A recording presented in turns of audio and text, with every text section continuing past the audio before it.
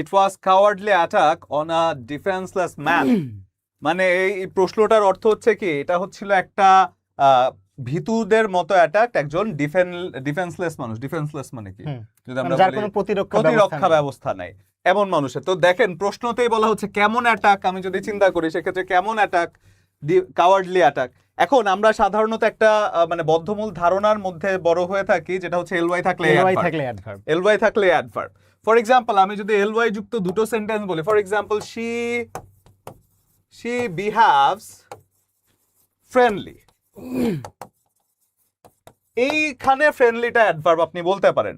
কিন্তু আমি যদি এই সেন্টেন্সটিকেই বলি যে she is a friendly person, সেক্ষেত্রে ফ্রেন্ডলি তো অ্যাডভার্ব হচ্ছে না। না, এখানে স্যার একটু ওই যে she behaves in a friendly way তখন আমরা হ্যাঁ, in a friendly way, হ্যাঁ ঠিক আছে।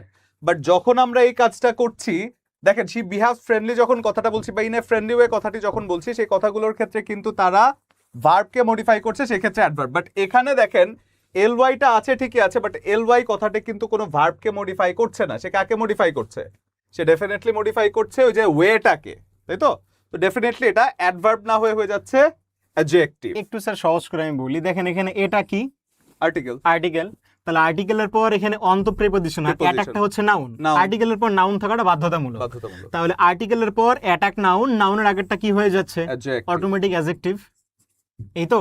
এবং সাধারণত আমরা ভেবে থাকি যে এলওয়াই থাকলে অ্যাডভার্ব হয়, কিন্তু মনে রাখবেন কিছু কিছু ওয়ার্ড আছে যাদের শেষে এলওয়াই থাকলে তার অ্যাডজেক্টিভ হয়। ফর এক্সাম্পল আমরা ফ্রেন্ডলি বলতে পারি, কাওয়ার্ডলি বলতে পারি, আগলি বলতে পারি, ফাদারলি, মাদারলি, ব্রাদারলি, সিস্টারলি, আবার আবেগের তাড়নায় বললেন হাজবেন্ডলি, ওয়াইফলি, এটা হয় না, ঠিক আছে?